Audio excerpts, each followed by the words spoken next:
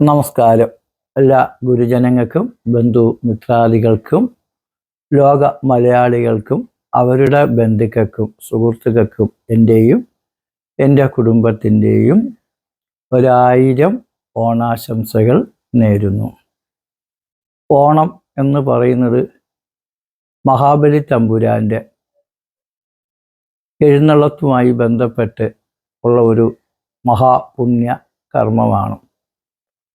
കള്ളവും ചതിയും ഒന്നുമില്ലാത്ത ഒരു കാലം, ആരും കള്ളങ്ങൾ കാണിക്കാത്ത, ആരെയും ഉപദ്രവിക്കാത്ത, പരസ്പരം സ്നേഹവും സന്തോഷവും നിലനിർത്തിപ്പോന്നിരുന്ന ഒരു മഹാരാജാവായ ദൈവത്തിൻ്റെ കഥയാണ് മഹാബലിയിലൂടെ നമ്മുടെ തലമുറയെ പൂർവികന്മാർ പറഞ്ഞ് മനസ്സിലാക്കി തന്നിട്ടുള്ളത്.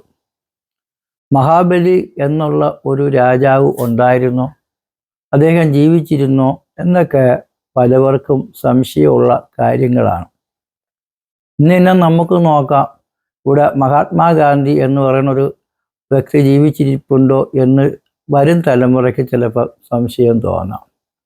ശ്രീരാമനും ലക്ഷ്മണനും ഒക്കെ ജീവിച്ചിരുന്നവരാണോ എന്നും സംശയം തോന്നാം. അപ്പൂപ്പന്മാരും പണ്ടുണ്ടായിരുന്നോ എന്ന് ചിലപ്പോൾ സംശയം തോന്നാം. അപ്പം അതുകൊണ്ട് നമ്മുടെ പൂർവികർ നമുക്കുണ്ട്, ദൈവങ്ങൾ നമുക്കുണ്ട്. അതേപോലെ നമ്മളെ രാജ്യത്തിന് വേണ്ടി സ്നേഹിച്ച ജീവിച്ച ദൈവങ്ങളും അതേപോലെ ദൈവത്തിന് തുല്യമായിട്ടുള്ള മഹത് വ്യക്തികളും രാഷ്ട്രീയക്കാരും അതേപോലെ സ്വാമിമാരും ഒക്കെ നമ്മുടെ ഭാരതത്തിൻ്റെ സംഭാവനകളാണ്. കാരണം മരിച്ചവരെ സ്തുതിക്കുകയും ദൈവങ്ങളെ ഭജിക്കുകയൊക്കെ ചെയ്യുന്നത് ഭാരത സംസ്കാരത്തിൻ്റെ വളരെ വില പിടിച്ച മൂല്യങ്ങളിൽപ്പെട്ടതാണ്. നമ്മളെ മരിച്ചവരെ പ്രാർത്ഥിക്കണുള്ളൂ, മരിച്ചവരെ കുറിച്ച് കൂടുതൽ കാര്യങ്ങൾ നടത്തുന്നുള്ളൂ എന്നൊക്കെ ഒരു രീതിയാണ്.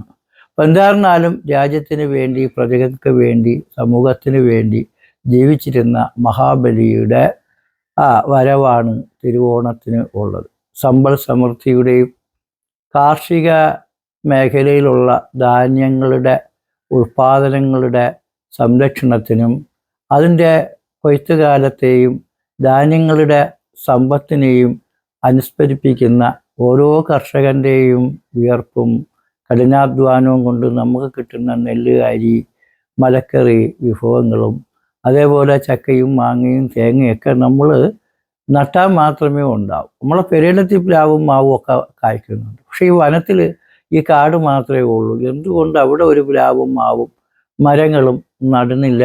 നട്ടിരുന്നെങ്കിൽ കാട്ടിലെ ജീവികൾക്കെങ്കിലും അത് നല്ലത് കിട്ടുമായിരുന്നു. കാടത്തെ കുരങ്ങനും പക്ഷി മൃഗാദികൾക്കുമൊക്കെ ആ പഴവർഗ്ഗങ്ങളൊക്കെ തിന്ന് അവർക്ക് സമ്പൽ സമൃദ്ധിയോടുകൂടി നാട്ടിലിറങ്ങി ആൾക്കാരുടെ കൃഷികളും ധാന്യങ്ങളും നശിപ്പിക്കാതെ തന്നെ വനത്തിൽ സ്വസ്ഥമായിട്ട് ജീവിക്കാൻ പറ്റുമായിരുന്നു. നമ്മളെ സർക്കാരും വനംവകുപ്പും ഒക്കെ അത്തരത്തിലുള്ള ഒരു നീക്കം നടത്തുന്നത് ഏറ്റവും നല്ലതായിരിക്കും. നമുക്കും അതിന് പങ്കുചേരാം, സഹകരിക്കാം, പ്രവർത്തിക്കാം.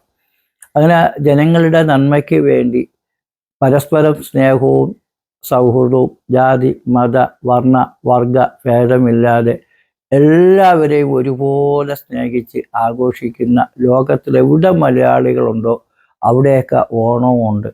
നിങ്ങളുടെ എല്ലാ തരത്തിലും അമ്മയെയും അച്ഛനെയും സഹോദരങ്ങളെയും ബന്ധുക്കളെയും പരസ്പരം കാണാനും അറിയാനും സ്നേഹിക്കാനും നമ്മളെ ആഗ്രഹങ്ങളും അഭിപ്രായങ്ങളും പങ്കുവയ്ക്കാനും ഒക്കെ കൂടിച്ചേരുന്ന ആ കുടുംബ ബന്ധങ്ങളുടെ വലിയ ഒരു പുരോഗതിയും അല്ലെങ്കിൽ ആ പഴയ കാലത്തുള്ള സ്നേഹബന്ധങ്ങൾക്ക് കുറച്ചും കൂടി വികസനങ്ങളും പുരോഗതികളും താല്പര്യങ്ങളും ഇഷ്ടങ്ങളും നമുക്ക് മഹിമ കൂട്ടുന്ന പുണ്യകർമ്മമാണ്.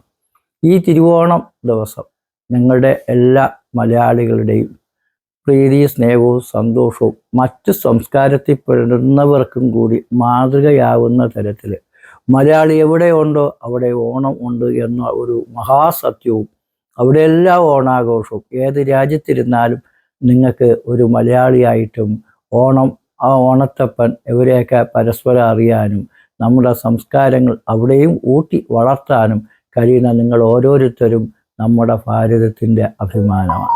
അങ്ങനെ എൻ്റെയും എൻ്റെ കുടുംബത്തിൻ്റെയും നമ്മുടെ ചാനലിൻ്റെയും 1000 ഓണാശംസകൾ നേരുന്നു. നിങ്ങൾക്കും നിങ്ങളുടെ മാതാപിതാക്കൾക്കും സഹോദരാദി ബന്ധുമിത്രാദികൾക്കും മഹാബലി തമ്പുരാൻ്റെയും അതേപോലെ തന്നെ ദൈവങ്ങളുടെയും പത്മനാഭസ്വാമിയുടെയും സമസ്ത ദേവി ദേവന്മാരുടെയും പിതൃക്കളുടെയും സർപ്പങ്ങളുടെയും അതേപോലെ ഏത് മതത്തിൽ വിശ്വസിക്കുന്നവർക്കാണെങ്കിലും അവരുടേതായ മതപരമായിട്ടുള്ള ആ ദേവന്മാരുടെയും അതേപോലുള്ള നബിയുടെയും യേശുദേവൻ്റെയും ഒക്കെ അനുഗ്രഹങ്ങളും കടാക്ഷങ്ങളും പത്മനാഭസ്വാമിയുടെയും കടാക്ഷങ്ങളും ഒക്കെ നല്ല രീതിയിൽ കിട്ടുന്നതിനും കാലഭൈരവസ്വാമിയുടെ അനുഗ്രഹങ്ങളും സഹായങ്ങളും കൊണ്ട് നിങ്ങൾക്ക് ഉന്നത വിദ്യയും ഉദ്യോഗവും ധനവും ലഘുവും വാഹനങ്ങളും വ്യാപാര പ്രവൃത്തി ഗുണങ്ങളും ആരോഗ്യാദി ഐശ്വര്യ പ്രവൃത്തികളും സർവ സമ്പൽ സമൃദ്ധികളും ഉണ്ടാകുന്നതിന് വേണ്ടി പ്രാർത്ഥിച്ചുകൊണ്ട് നിർത്തുന്നു.